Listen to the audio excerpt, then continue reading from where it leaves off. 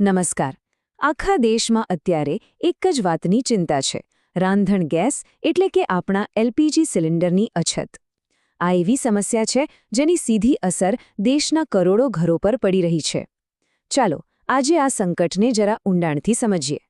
તો ઘણી બધી અટકળો પછી 2 કલાકની એક લાંબી ઉચ્ચ સ્તરીય બેઠક થઈ અને એ પછી સરકારે આખરે માની લીધું કે હા, દેશમાં એલપીજીની અછત તો છે જ. પણ સવાલ એ છે કે આ પરિસ્થિતિ ઊભી જ કેમ થઈ અને સરકારે આ વાત સ્વીકારી એનો ખરેખર અર્થ શું થાય છે? ચાલો આ બધા સવાલોના જવાબ શોધીએ. તો આજના આ વિશ્લેષણમાં આપણે 2 મુખ્ય મુદ્દાઓ પર વાત કરીશું. પહેલું, ગેસ સિલિન્ડર માટે આટલી લાંબી લાઈનો કેમ લાગી રહી છે? એની પાછળનું સાચું કારણ શું છે? અને બીજું, સરકાર આ સમસ્યાને પહોંચી વળવા માટે અત્યારે શું કરી રહી છે? ચાલો આ સંકટના મૂળમાં જઈએ અને સરકારના એક્શન પ્લાનને પણ સમજીએ. હવે કદાચ નવાઈ લાગશે, પણ આપણા ઘરના રસોડામાં જે આ સમસ્યા ઊભી થઈ છે ને, એના તાર છેક વિદેશ સાથે જોડાયેલા છે. હા, ખાસ કરીને મધ્ય પૂર્વમાં ચાલી રહેલા સંકટ સાથે.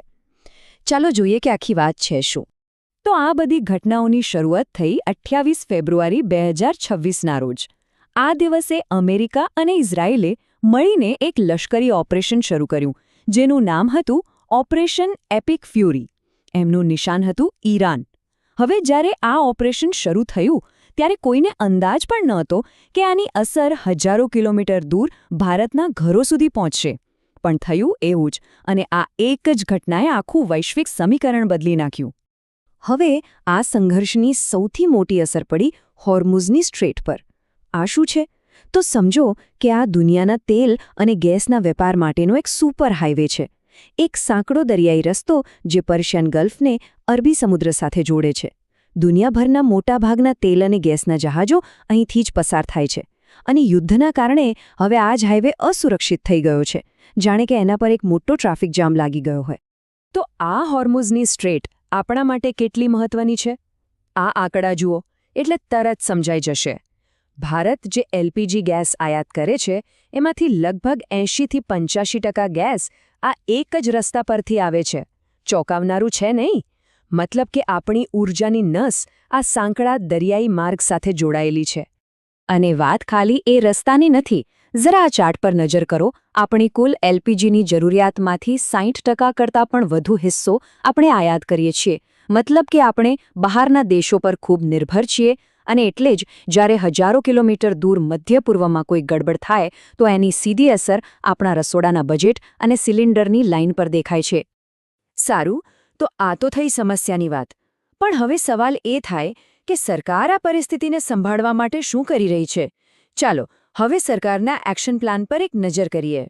જુઓ, સરકારે એકસાથે 4 અલગ-અલગ દિશામાં પગલાં લીધા છે. પહેલું, રાજ્યોને કહ્યું છે કે અમે તમને 10% વધારાનો એલપીજી કોટા આપીશું, જેથી તાત્કાલિક રાહત મળે.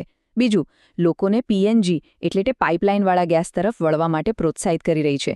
ત્રીજું, જે લોકો આ તકનો લાભ ઉઠાવીને કાળાબજાર કરી રહ્યા છે, એમની પર સખત કાર્યવાહી કરવામાં આવી રહી છે. અને ચોથું, લોકોને ઓનલાઈન અથવા એપથી જ બુકિંગ કરવા માટે કહેવામાં આવી રહ્યું છે, જેથી સિસ્ટમમાં પારદર્શિતા રહે. અને કાળાબજાર પરની કાર્યવાહીની વાત કરીએ તો આ આંકડો જુઓ, 2300થી પણ વધુ. આટલી બધી એલપીજી દુકાનો પર સરકારે એક જ દિવસમાં દેશભરમાં દરોડા પાડ્યા છે. આના પરથી ખ્યાલ આવે છે કે સરકાર સંગ્રહખોરી અને કાળાબજારને રોકવા માટે કેટલી ગંભીર છે. હવે સરકાર એક લાંબા ગાળાના ઉકેલ પર પણ ભાર આપી રહી છે, અને એ છે પીએનજી. એલપીજી એટલે સિલિન્ડર, જેને લાવવા, લઈ જવાનો, ભરવાનો આખી સપ્લાય ચેઇન પર ખૂબ દબાણ રહે છે. જ્યારે પીએનજી એટલે પાઇપલાઇનથી સીધો તમારા ઘરમાં આવતો ગેસ. આનાથી સિલિન્ડરની લાઇનોમાંથી મુક્તિ મળે છે અને સપ્લાય પણ વધુ ભરોસાપાત્ર બને છે. એટલે જ સરકાર લોકોને પીએનજી અપનાવવા માટે અપીલ કરી રહી છે. સારું, આ તો થઈ સરકારની વાત. પણ આ બધાની વચ્ચે આપણા જેવા સામાન્ય ગ્રાહકો માટે શું બદલાયું છે? આપણા પર આની સીધી અસર શું પડી છે? ચલો હવે એ સમજીએ. તો સૌથી મોટો ફેરફાર આવ્યો છે બુકિંગના નિયમોમાં. માંગને કાબૂમાં લેવા માટે સરકારે 2 સિલિન્ડર બુકિંગ વચ્ચેનો સમયગાળો વધારી દીધો છે. જો 9 માર્ચથી શહેરી વિસ્તારોમાં આ ગેપ 25 દિવસનો કરી દેવાયો છે અને 12 માર્ચથી ગ્રામીણ વિસ્તારો માટે તો આ સમયગાળો 45 દિવસનો છે. મતલબ કે હવે નવો બાટલો બુક કરાવવા માટે થોડી વધારે રાહ જોવી પડશે.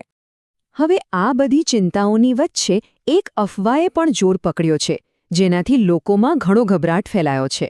વાત એવી છે કે જેમનું KYC પૂરું નથી, એમના ગેસ કનેક્શન કાપવામાં આવી રહ્યા છે. પણ શું આ વાતમાં કોઈ સચ્ચાઈ છે? તો આનો સીધો અને સ્પષ્ટ જવાબ છે ના. પેટ્રોલિયમ મંત્રાલયે પોતે આ વાતની સ્પષ્ટતા કરી છે કે કોઈનું પણ કનેક્શન કાપવામાં આવશે નહીં. KYCની પ્રક્રિયા ફક્ત એવા ગ્રાહકો માટે છે જેમના ખાતાની ખરાઈ નથી થઈ, જેથી કોઈ ખોટી રીતે સબસિડીનો લાભ ન લઈ જાય. આ કોઈને હેરાન કરવા માટેનો નિયમ નથી, એટલે આ અફવાથી ગભરાવાની બિલકુલ જરૂર નથી. પણ આ બધાની વચ્ચે થોડા સારા સમાચાર પણ છે, જે આશા જગાવે છે. ભારતના 3 મોટા જહાજ શિવાલિક, નંદાદેવી અને જગલાડકી તેલ અને ગેસનો નવો પુરવઠો લઈને આપણા બંદર ઉપર પહોંચી ગયા છે. ત્યાં માલ ઉતારવાનું કામ પણ એકદમ સરળતાથી ચાલી રહ્યું છે. અને એટલું જ નહીં, સરકારે આપણા વ્યૂહાત્મક પેટ્રોલિયમ ભંડારની પણ સમીક્ષા કરી છે, જે જરૂર પડે ઉપયોગમાં લેવા માટે તૈયાર છે. મતલબ કે સ્થિતિ ધીમે ધીમે સુધરી રહી છે. તો આ આખું સંકટ આપણને એક બહુ મોટા સવાલ પર લાવીને ઊભું રાખે છે. આપણે જોયું કે કેવી રીતે દુનિયાના કોઈ એક ખૂણામાં બનેલી ઘટના આપણા ઘરના રસોડા સુધી પહોંચી જાય છે. તો સવાલ એ છે કે આવી બદલાતી દુનિયામાં કોઈ પણ દેશ પોતાની ઊર્જા સુરક્ષાને ખરેખર મજબૂત અને આત્મનિર્ભર કેવી રીતે બનાવી શકે? આ એક એવો પ્રશ્ન છે જેના પર આપણે સૌએ વિચારવાની જરૂર છે.